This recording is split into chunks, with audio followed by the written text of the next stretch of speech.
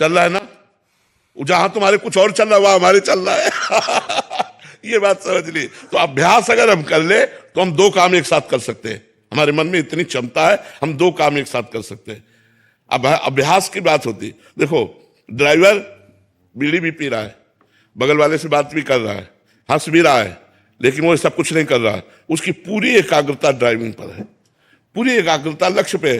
पर एकाग्रता वहां रखते हुए भी वो हंस भी लेता है, वो बात भी कर लेता है, वो देख भी लेता है, लेकिन उसकी पूरी दृष्टि रोड पे है। जरा सा चूके कि एक्सीडेंट हो जाएगा, ऐसे हमें चलना है कि हमें बात भी करनी है, हमें हंसना भी है, लेकिन हमारी एकाग्रता भगवान पे रहे। एकाग्रता है जो भगवान पे रही कि मैं भगवान का कार्य कर रहा हूं, तो आपकी वो भक्ति हो जाएगी। रसखान गोविंद यूं भजिए जो नागरिको चित्त गागर में, जैसे ब्रजवासिनी गोपियां तीन तीन मटकी ऊपर जल की रखे हुए, हाथ में बाल्टी है, रस्सी है, और बात करती हुई हंसती हुई जा रही, लेकिन पूरी एकाग्रता सर पे है कि जरा सा बैलेंस बिगड़ा कि पूरी मटकी आ जाएगी नीचे। रसखान गोविंद यूं भजिए जो नागरिको चित्त गागर में। ऐसे हम गोविंद का भजन करें। अनुराग लता सचरी। श्री हरिवंश महाराज जी, आपके चरणों में कोटि कोटि प्रणाम। महाराज जी, आपने एक बार सत्संग में बोला कि सेवा से तन की शुद्धता होती है और सुमिरन से मन की। इसमें तन की शुद्धता का आश्रय महाराज जी कैसे समझें कृपया? हाँ, तन से हमारे पाप कर्म होते हैं।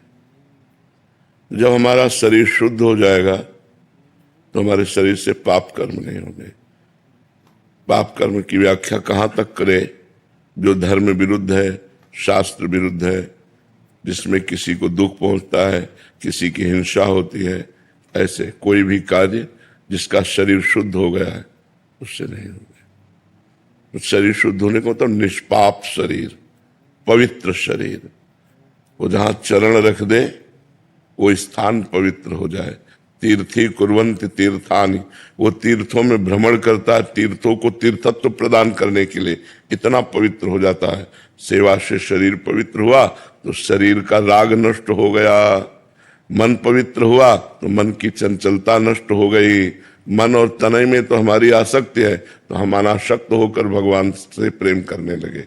तो हमारा शरीर जब तक अपवित्र है तब तक इसमें राग रहता है, और जब शरीर पवित्र हो जाता है तो इससे भी वैराग्य हो जाता है। तो जब शरीर से भी वैराग्य हो जाए, कोई पाप कर्म न बने, तो समझना चाहिए शरीर पवित्र हो गया। और जब मन निरंतर भगवान का चिंतन करे, भगवान के चिंतन में पुलकित हो जाए, रोमांचित हो जाए, तो समझना चाहिए मन पवित्र हो गया। जब मन और तन पवित्र हो गया तो भगवान का स्वरूप अपने आप अनुभव में आने लगता है। महाराज जी, आपके श्रीमुख से सुना है कि मूल तो मन ही है महाराज जी, शरीर की क्रियाएं कराने वाला। हाँ, पर मन लगा शरीर में है ना, मन शरीर में लगा है। अगर हमारा शरीर अपवित्र है तो अपवित्र क्रियाओं की बढ़ोतरी करेगा मन, अगर शरीर पवित्र है तो इनका कनेक्शन है। अच्छा, इसीलिए पवित्रता का निर्वाह। इसीलिए हम स्नान, कपड़े पवित्र, पवित्रता, जिससे हमारा मन पवित्र हो। मूल तो मन में आएगा, पर मन स्थूल शरीर में फंसा हुआ है। तो स्थूल शरीर जब हमारा पवित्र होगा तो सूक्ष्म शरीर में मन आता है, वो भी पवित्र हो जाएगा, और कारण शरीर में स्वभाव आता है, वो भी पवित्र हो गया। तीनों पवित्र हो गए तो आप तो परम पवित्र हैं ही, आत्मस्वरूप है, आपको अनुभव होने लगेगा। जैसे स्वच्छ और निर्मल जल में नीचे क्या पड़ा है ये हमें दिखाई दे देता है, ऐसे परम पवित्र निश्चल मन में भगवान के स्वरूप का अनुभव। इंद्रियाणाम मनश्चास्मि, भगवान गीता जी में कहते हैं इंद्रियों में मैं मन हूं, तो वो अनुभव में आने लगते हैं। वनिका जी दिल्ली से। श्री हरिवंश महाराज जी, महाराज जी, आपने जीवन में इतने कष्ट अकेले ही सहे हैं महाराज जी। हम तो कुछ थोड़ी सी भी प्रतिकूलता या फेल होने पे एकदम हारा हुआ फील करते हैं महाराज जी। इस समय में महाराज जी अपने आप को कैसे संभाले महाराज जी? दिमाग में बस वही घूमता रहता है। तो भगवान के नाम जप में और भगवान के चरणों के आश्रय में बहुत बड़ा बल है। अगर हम भगवान का आश्रय न लिए होते तो हमारी दुर्गति हो जाती। आज भी जैसे कष्ट में शरीर है, लेकिन भगवान के आश्रय में है तो एक आनंद है, एक शीतलता है। भगवान के आश्रय के बिना विपत्तियों से, दुख से, संकट से नहीं हटा जा सकता। एक तो आई हुई विपत्ति होती है, हम लोगों ने तो जानबूझ के कष्ट सहे, नियम पूर्वक, मांगना ही नहीं है, जो सामने आ गया वही पाना है। कई कई दिन भूखे रहना, गर्मी, सर्दी, बरसात सब सहना, पर प्रभु के लिए। तो उन्होंने ऐसी सामर्थ्य दे दी जो अब कष्ट कष्ट लगता ही नहीं है, अब कोई दुख दुख लगता ही नहीं है, सुख से डर लगता है, बड़ाई से डर लगता है, अब गाली देने वाले से डर नहीं लगता, अपमान करने वाले से डर नहीं लगता। ये भगवान की कृपा से होता है। इसलिए नाम जप करो, भगवान का आश्रय लो, तो बहुत बल है भगवान में, बहुत बल है। सबसे बड़ा अगर जीवन में कष्ट कोई अनुभव में होता है तो अकेलापन का होता है, नहीं होता? कोई तो हो, यहां बचपन से कोई नहीं है, प्रभु के सिवा ना भी है। अब तो आखिरी फिल्म चल रही है तो जीवन के पूरे जीवन की फिल्म थी, अब उसका अंतिम निर्णय चल रहा है कब राधे श्याम हो जाए। ये तो पक्का बच्चा, आज नहीं तो कल, कल नहीं तो परसों, परसों नहीं तो बरसों चाहे निकल जाए, पर जाना तो है ही। इसका नाम मृत्यु लोक है, मृत्यु लोक में जाना तो पड़ता ही है। तो हम सबसे बड़ी बात बता रहे हैं, यदि भगवान को अपना दोस्त मानोगे, भगवान को अपना मानोगे, तो कभी निराश नहीं होगे। तो नाम जप और भगवद आश्रय, ये दो बातें ऐसी है जो हमारे जीवन को पुष्ट कर सकती है। महाराज जी जाने की बात ना किया करें, हिम्मत बहुत नहीं कष्ट होती। होता है। इस लोक का नाम क्या है? मृत्यु लोक। मरना तो पड़ेगा ही देख के भी दुख होता है महाराज। हाँ, पर अब जाना तो पड़ेगा ही नहीं, आज नहीं तो कल, कल नहीं तो परसों। ये तो लोक है, मृत्यु लोक है, यहाँ ट्रांसफर होना ही है, सबको जाना है। जाने की तैयारी कर लो, जो पहले से तैयार न थे पछता पछता कर चले गए। हम तुम सबको जाना है। रहे न रावण सम अभिमानी, हिरण्याकश्यप सम वरदानी, यहाँ सबको जाना है। इसलिए नाम जप करो और भगवान से प्यार करो। जहां जाना है वो ठिकाने की याद करो, तुम्हें कहाँ जाना है। जैसे अपने लोगों को है कि निकुंज जाना है, श्री जी के पास जाना है, जब तक शरीर है उनका जस गा रहे हैं, शरीर छूटा अपने प्यारे के पास पहुंच गए, अपने घर पहुंच गए।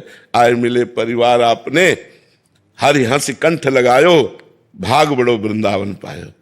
दिव्य वृंदावन हमारे प्राण प्यारे जिनका जीवन भर आश्रय लिए रहे, वो प्रिया प्रीतम प्रभु मिलेंगे तो एक आनंद है। मरना भी आनंदमय है, मरने से सब जग डरा, मेरो मन आनंद, कब मरी हो कब भेटी हो पूर्ण परमानंद, कब अपने पूर्ण परमात्मा से मिलूंगा। महाराज चिंतन ही नहीं हो पाता कि आप चले जाओगे तो क्या होगा, चिंतन ही नहीं हो पाता। नहीं, वाणी रहेगी, शरीर तो भले ना रहे, वाणी तो रहेगी ना। प्रेमानंद की वाणी तो रहेगी ना, वाणी संभालेगी, वाणी संभालेगी। ये बोला जाता है कि हर युग में जो प्रभु अवतरण लेते हैं उनका एक कार्य सिद्धि होता है। अभी आपका कार्य सिद्धि पूर्ण नहीं हुआ, हम लोग जैसे लोगों को उद्धार करता है प्रभु जी। अरे तो भगवान के ऊपर हो सकता है वो और जिला दे उनकी वो पूर्ण नहीं हुआ प्रभु जी। अभी बहुत लोगों को आपको रास्ते दिलाना, हम लोग जैसे पतित आदमी को आपने सही मार्ग दिखाया है। अभी कभी ऐसी बात ना करें। एक संत भगवान ने आपको बोला था कि 80 वर्ष तक कुछ नहीं होता आपको, तो महाराज जी हालत देख के लगती है, महाराज जी भी बहुत लोगों का आपने उद्धार करना है। हालत देख के लगता है ना। बड़ी उम्र के लोग नहीं, छोटे छोटे बच्चे, कॉलेज के बच्चे, सब आपको सुनते हैं और आप सबका मार्गदर्शन कर रहे हैं। भगवान की बड़ी कृपा है कि सब हमें प्यार करते हैं, हमारी बात मानने की चेष्टा करते हैं, इसलिए सबको धन्यवाद है, सबको प्रणाम है। सुरेश गौड़ जी। श्री हरिवंश महाराज जी। जी राधा वल्लभ शेरवंश महाराज जी। महाराज जी, पूर्ण गुरु जो सत्मार्ग दिखावे, मोक्ष प्रदान करावे, यदि किसी को न मिल पाए तो क्या वो भगवान को गुरु माने, भगवान को गुरु माने। क्या मनी है ना, आपको आप जैसे संत महात्मा को गुरु नहीं माना जा सकता है अगर पूर्ण गुरु नहीं मिल पा रहा है उसको, किसी को। भगवान को गुरु मानना चाहिए, व्यक्ति को गुरु नहीं मानना चाहिए। गुरु को भगवान मानना चाहिए और भगवान को गुरु मानना चाहिए।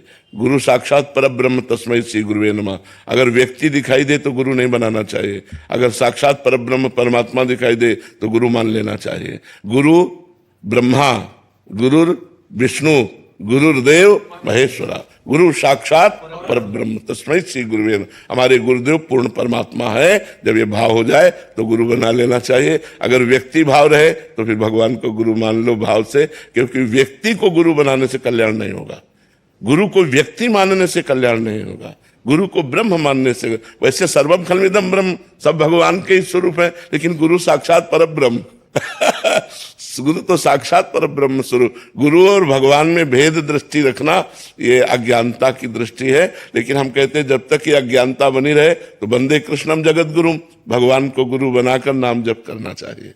आशीष जी। महाराज जी, सारे पाप आचरण आपकी कृपा बल से छोड़ दिए हैं 1.5 साल पहले से, प्याज लहसुन मांस मदिरा मतलब सभी। महाराज जी, आपने एक सत्संग में कहा था कि मैं अगर मर भी जाऊं तो मेरे वचनों पर आजीवन चलना, किसी की गुलामी का शिकार मत होना, एकमात्र श्री जी की गुलामी को ही स्वीकार करना। महाराज जी, उस दिन से दिल को कोई निचोड़ रहा है, मतलब जैसे कोई भीगे कपड़े को निचोड़ा करे, तब से बहुत विचलित हूं महाराज जी, किसी बात में मन नहीं लग रहा, विकलता से महाराज जी इस विकलता को शांत करें। किस बात की विकलता? कि शरीर मतलब सिर्फ मम्मी पापा की बस आपकी वचनों पर खाली उन्होंने भी राजी है, बस आप ये जो आप जाने की बात अभी तक आपसे मतलब मिलन हुई वो बात नहीं हुई जो होनी चाहिए। हमारे नाम दे दीजिए, हमें स्वीकार कर दीजिए, ये संसार से बस घोर वैराग्य हो जाए और आपकी शिक्षा में बस अखंड भक्ति और अखंड, हमें और कुछ ना चाहिए। आप नाम जप करो, नाम जप। हम आपको एक आंतरिक बात बता दें, यदि आप हमारी बात मानोगे, हम कोई मतलब सिद्धि या चमत्कार की बात नहीं कहते, तो तुम्हारे खोपड़ी में प्रेमानंद बैठा मिलेगा। ये तुम देख लेना, तुम्हें लगेगा कि हमारे माइंड पे वो बैठे हुए हैं और वो मुझे चला रहे हैं, क्योंकि ये जीवन भगवान को समर्पित जीवन है। मतलब किंचन मात्र इस जीवन में अपना अस्तित्व नहीं है। भगवान बुलवा रहे हैं, हम पढ़े लिखे नहीं है, भगवान चला रहे हैं, हमारी किडनी फेल है, मतलब अपना अस्तित्व, मनुष्यत्व का अस्तित्व नहीं है। ये केवल भागवतिक प्रभाव से चल रहा है। तो अगर आप हमारी बात मानोगे तो आपको दिखाई देगा माइंड में ही वो बैठे हुए चला रहे हैं। बाहर की तो बात जाने दो, माइंड में बैठे हुए वो चला रहे हैं, हमारे दिमाग में वो बैठ चुके हैं। जो बाबा ने ये बोला है, बाबा ने ये बोला है, बाबा ने कहा ऐसे चलना है, ये माइंड में बैठना होता है। तो माइंड में बैठ करके ही तुम्हें भगवत प्राप्ति करा देंगे।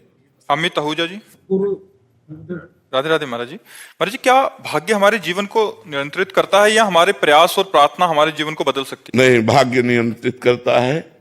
कब तक? जब तक हमारा प्रयास आध्यात्मिक नहीं होता। आध्यात्मिक प्रयास होने पर भी भाग्य अपना प्रभाव दिखाता रहता है, लेकिन वो हमको परास्त नहीं कर सकता। आध्यात्मिक उन्नति होने पर हम अपने नए प्रारब्ध की रचना कर सकते हैं, नए भाग्य की रचना कर सकते हैं, लेकिन वो केवल आध्यात्मिक प्रयास से होगा, भौतिक प्रयास से नहीं। भौतिक प्रयास की सफलता और असफलता ये पूर्व भाग्य पर आधारित है।